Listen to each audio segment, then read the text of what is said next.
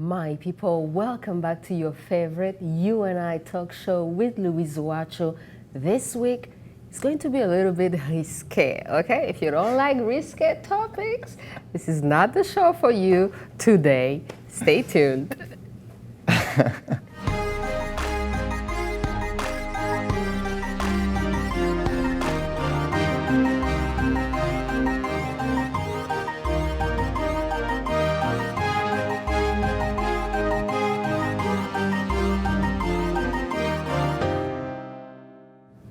All right, my people, thank you for being here every week. This week, Al-MIRO, grazie mille.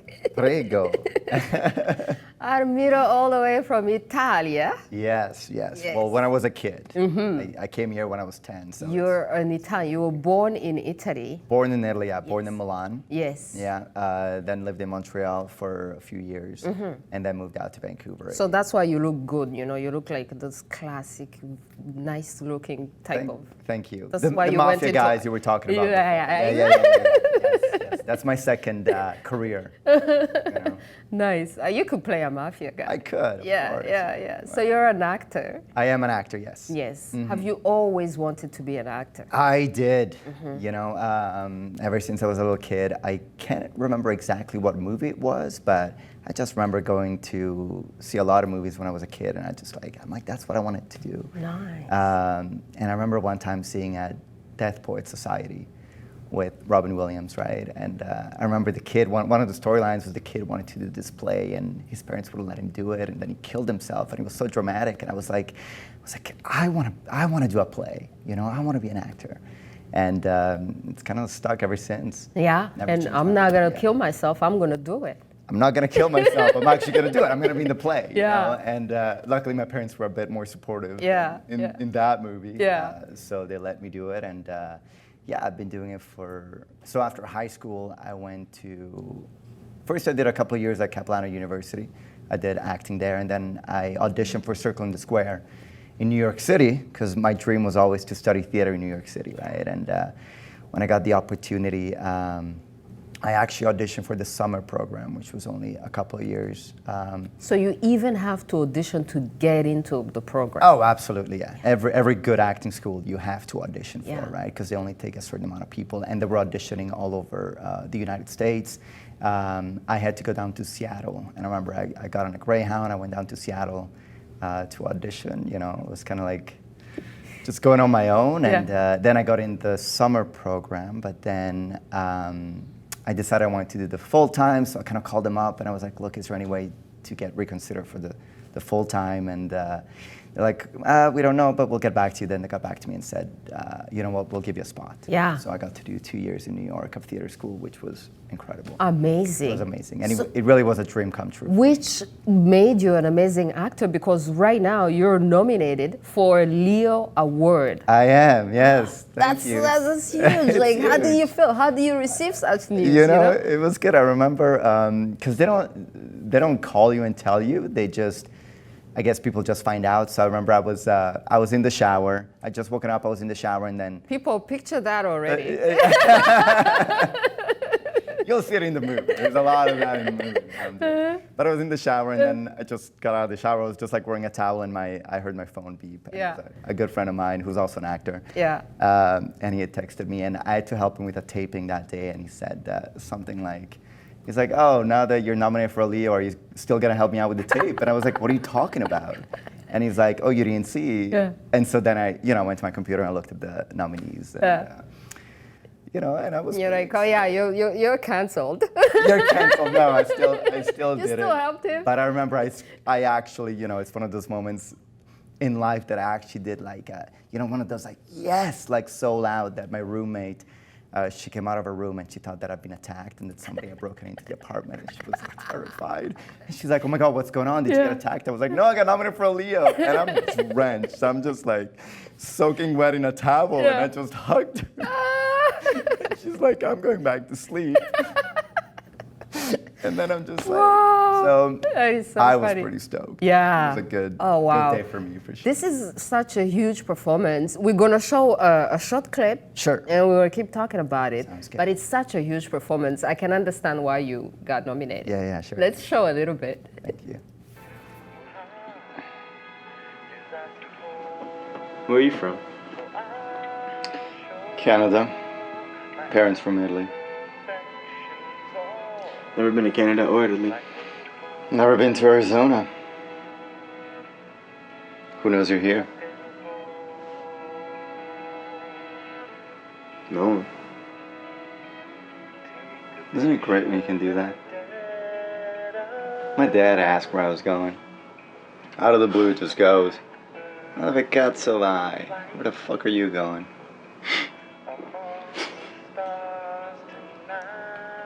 What'd you tell him? I told him I was going out for a pack of cigarettes. You live at home?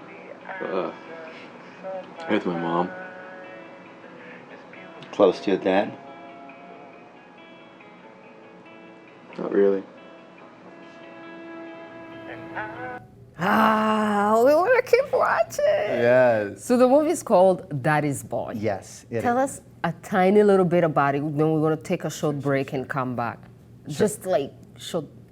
Super quick now. Yeah, super quick. So basically, it's about 4 young men in New York City who are finding themselves, and they all end up working in the either burlesque photo industry or which my character is in the gay adult film world.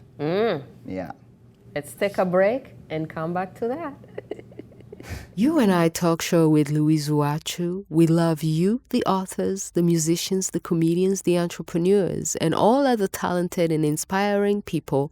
Please contact info@uwacu.com to be a guest on the show.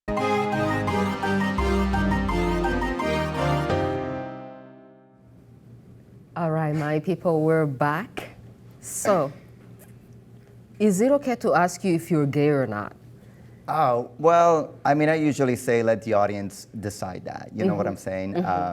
Only because whenever I've played a straight character, I've never been asked that question. And I find that always very interesting that if you play a gay role, people always ask you that, right? But I think as an actor, you're just playing a role. Yeah. Because one interviewer said he wanted to ask me because he's like, what if you're a straight actor?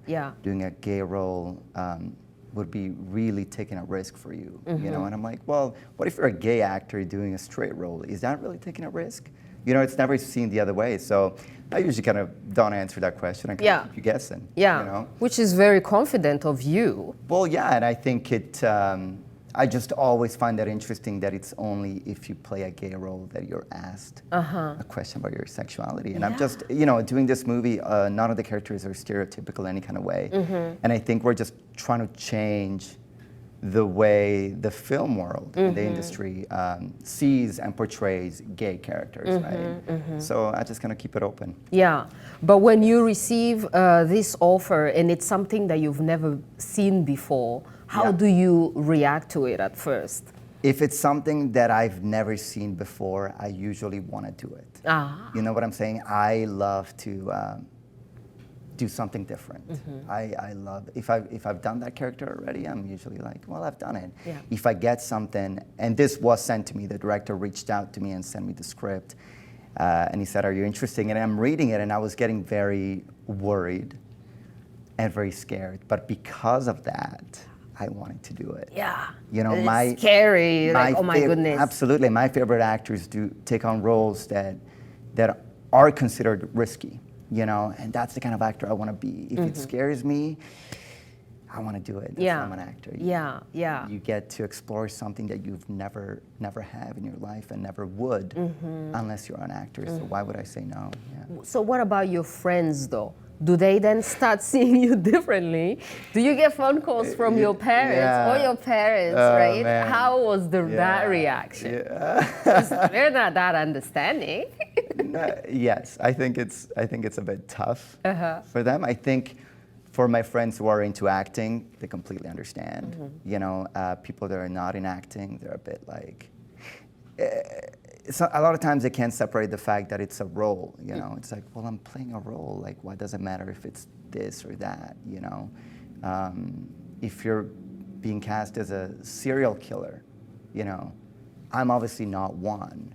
But people are not going to be like, oh, like, did you feel awkward taking that on? Because that's not you, right? So it's like, a role is a role, yeah. Parents find it, I mean, I'm not going to have my parents watching this movie. I already told them, I'm like, I'm not going to watch it. And actually, a lot of friends, I'm like, I don't know if you should watch it. Yeah. You know, it's quite sexually explicit, you know? And I have no problem strangers watching it, but people I know, it's a bit, even myself, the first time we premiered at Syndication in San Jose, and I had to sit at the back of the theater and watch it, and there were a couple of scenes that I was just like, I literally closed my eyes and I was just giggling to myself, and it's not funny, so people are probably thinking, who's the jerk in the back?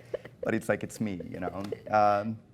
It's uncomfortable to watch. For me. I see. So how sexy do you have to be, though? Oh, I was so sexy. Yeah. What do you mean? You have to be this sexy. You gotta get in shape. You mean, you know, you're pumping. You know. That's funny. Obviously, you know, you want to look good. Going to the gym is part of my routine anyway, so it's not like I didn't change. I was already sexy. But yeah, obviously, you know, you want to look as good as you can. And it's awkward because when you're watching it, I'm usually not that judgmental, but watching some of the scenes where I do have to be naked, I'm just kind of like, oh my God. Yeah. I'm like, oh. Yeah. That's what he looks like. Yeah. So I take it you've never made a sex tape before. I have never made a sex tape. This was your first sex tape. I've never made one. The first one is now being shown in the one that everybody gets to see it. You know, I just want to share it with the whole world. Yeah, you know? yeah. So, are you not afraid of being typecast after that? No, I'm not. And I know that was a big issue in Hollywood back in the days. And I was actually just watching an interview with Jake Gyllenhaal when he did Brokeback Mountain, and he had a lot of people before he took on the role saying, "Are you sure? You know, like you're gonna get typecast?" But look what happened to him. Yeah. You know what I'm saying? I think people realize that you're just doing great work and a great performance, and you're bringing out a role that's just that touches people, right? And that's what matters in the end. It's not. If somebody's not going to cast you because you've played a certain role, then they have no imagination. And I don't think they know what true art is. Yeah. You know? Yeah. And then I probably don't want to work with those people. You know? You know? Yeah. I want to work with people that do appreciate actors that take risks. Right? So what about when you're preparing for this role, the kind of research that you do? Yeah. Are you watching gay porn? You know, this is the second time an interviewer asked me that. Did I watch gay porn too? Yes. You know, I mean, mainly because the website that we're supposed to be a part of, the director based it off an actual website that exists. And so he sent me the link and said, and it was mostly for the interview, you know, because a lot of, the one we're trying to recreate, there's a whole interview process happening between the videographer and the two actors, right? And I just wanted to see that, to see how they react, you know, just talking right before everything happens, and just the subtleties of it and how you feel awkward and the little things you do. So, you know, I definitely wanted to make it as authentic as possible. I just wanted to be as real to the role as I possibly could. So, yeah, I had no problem. Wow. Research, I mean, you know, it's just like anything. Yeah. It's not. Well, you did an amazing job. We're going to take a short break and then come back and keep talking about it. U&I Talk Show with Louise UWACU. We love you, the authors, the musicians, the comedians, the entrepreneurs, and all other talented and inspiring people. Please contact info@uwacu.com to be a guest on the show.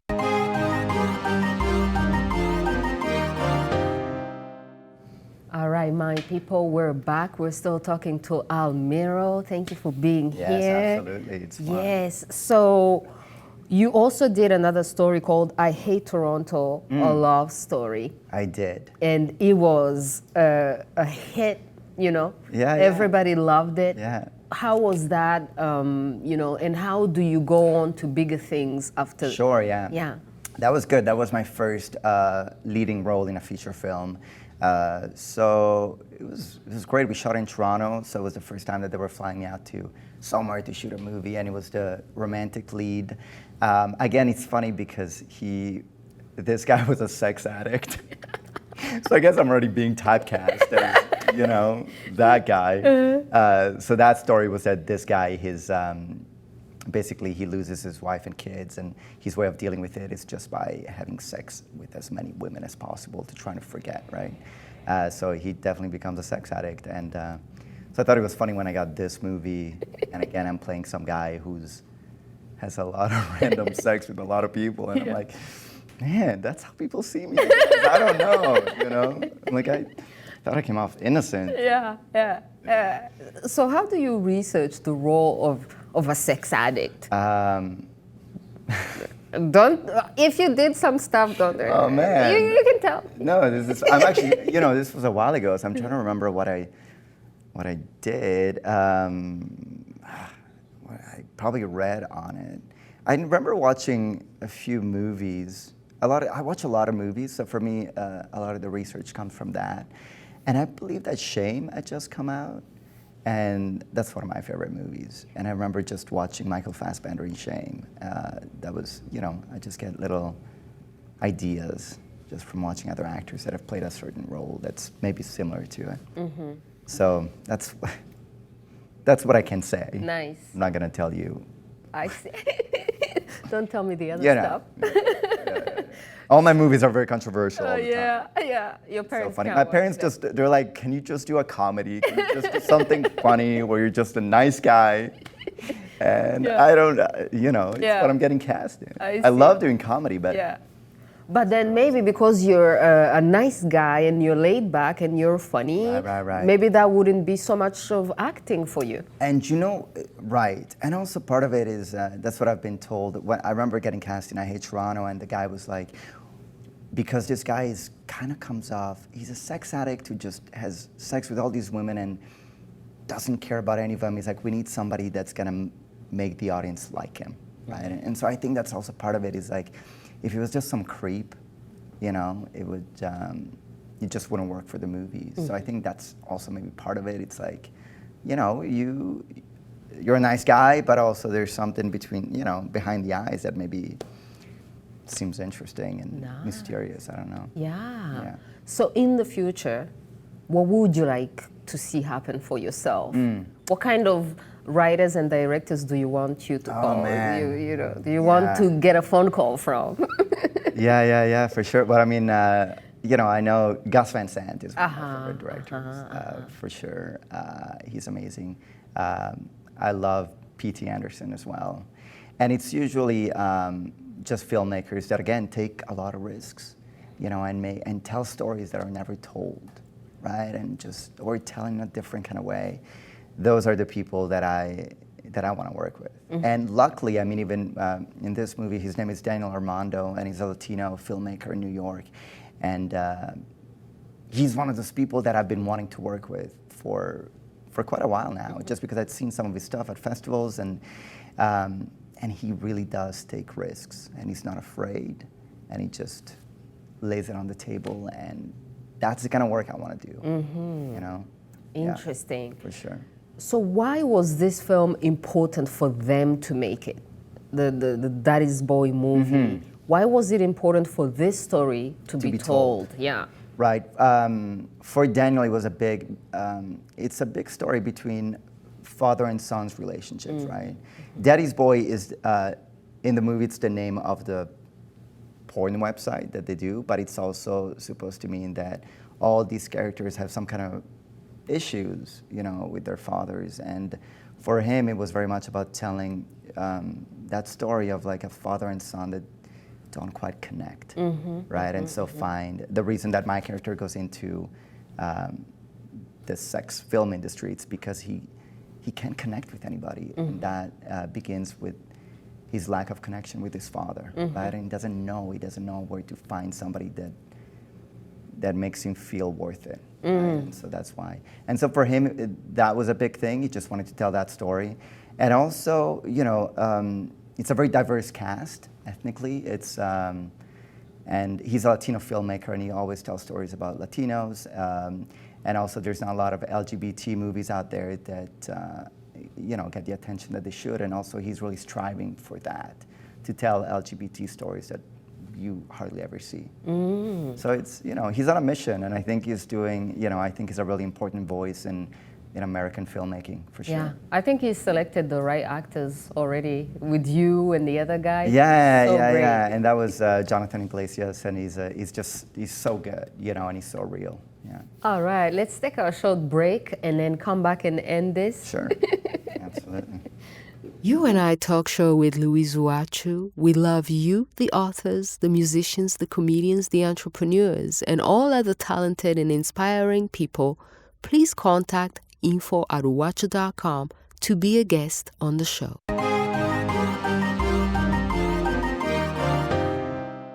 All right, my people, we're back with a very sexy, very handsome Al-MIRO. Thank you.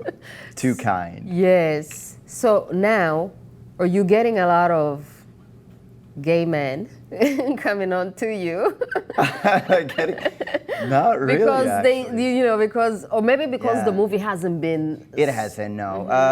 No, and I mean, we have shown in our festivals, everybody's very respectful, But do you get more attention, like people coming on to you because, it's funny, I think after you screen at a festival, people are actually a bit more shy and reserved to come talk to you. So I've kind of noticed that people, don't actually, they come and get pictures with us, but, I think it's, and especially after what they've just seen, it's not like, oh, they just come up to me, I don't know. Yeah. I haven't had people throwing themselves at me. I see. And so are you comfortable when people see you, and then afterwards you have to go and give interviews? Are you self-conscious? You're like, oh my God, they just saw me naked. Now I have to go in front of them and talk to them. Yeah. How do you deal with it? Yeah. I feel more awkward, I think, during the movie. And afterwards, I don't know, I think that what people are taking away from it is not, at the end of the day, when the movie ends, they're not thinking about like, oh, you were naked. They were just affected by it, right? So I realized that that's what we're doing. It's like we're affecting people. And so they're not coming up to me being like, oh, so that naked scene. It's like they start talking more about, your relationship, maybe their relationship with their father. And so I forget. I just remember that I put myself out there so that I could tell a story that they can see themselves in and can bring something out of them. So, yeah. So what about your own relationship with your own father? Are you a daddy's boy? Are you a mommy's boy? No, Italians are mommy's boys. No, you know what? I am the youngest. Okay. I'm the youngest of four. So, I have a great relationship. They live on the Sunshine Coast. They have a farm up there. And, I don't think I'm anybody's boy. I think, it's just, I'm an adult now. So, But when I was a kid, I'm sure they spoiled me because I was the youngest.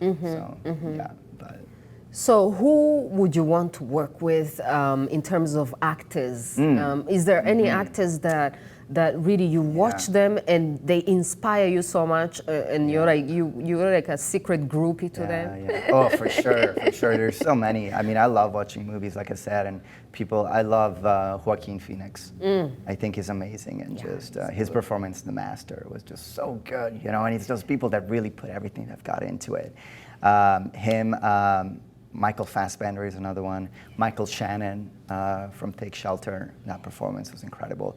Those are a few, just mostly like, I would say, character leads, that are just really invest everything they've got into it. That's what I love. Yeah. Nice. And I'd love to work with them for sure. And how do you you've lived in Montreal. I did. And now Vancouver, and then you go to the States. Where's your favorite place to be? Oh man, I think my heart is still in New York.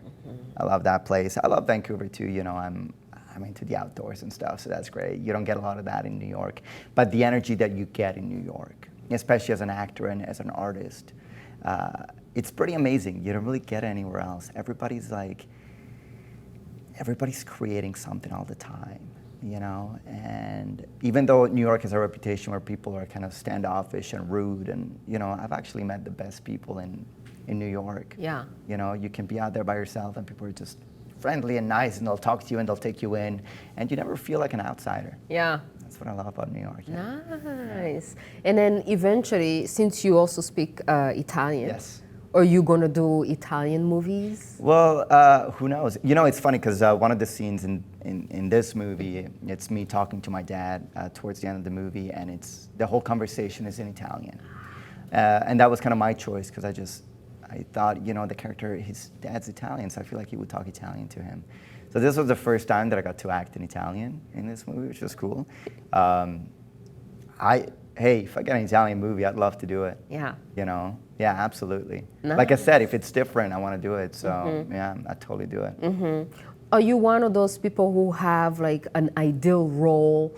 I've heard some actors, they're like, oh, ultimately my biggest dream is to be a superhero. Oh, I see. You know? I don't have a dream of being a superhero. You know, that's not me. The performance that I've always looked up to is Al Pacino in Dog Day Afternoon. So for me, it's more like doing a performance like that. You know, I'm not thinking like, oh, I want to be a superhero. Yeah. You know, it's like, I think of movies and I'm like, I'd love to do a movie that's like that. This one for me was very much like my own Private Idaho, which was Gus Van Sant, which was one of my favorite movies. And one of the scenes reminded me a lot of River Phoenix and Keanu Reeves talking by the fire. And that was actually one of the reasons that when I was reading it, I was like, I want to do this. It reminds me of my own Private Idaho. Nice. So that was kind of cool, because with this movie, I kind of got to do that performance that I wanted, that I've always wanted to. So. Yeah. Al-MIRO, grazie. Thank you so much for being here. It's been great talking to you. Thank you. And then we look forward to seeing you in so many other places because you're so talented. Any last words that you want to tell our audiences before we let you go? No, just thank you so much. You've been so lovely. And pink looks great on you. Thank you. That's why I wanted to say that. It looks really good on you. Sounds good. Well, thank you very much. You've been all right, my people.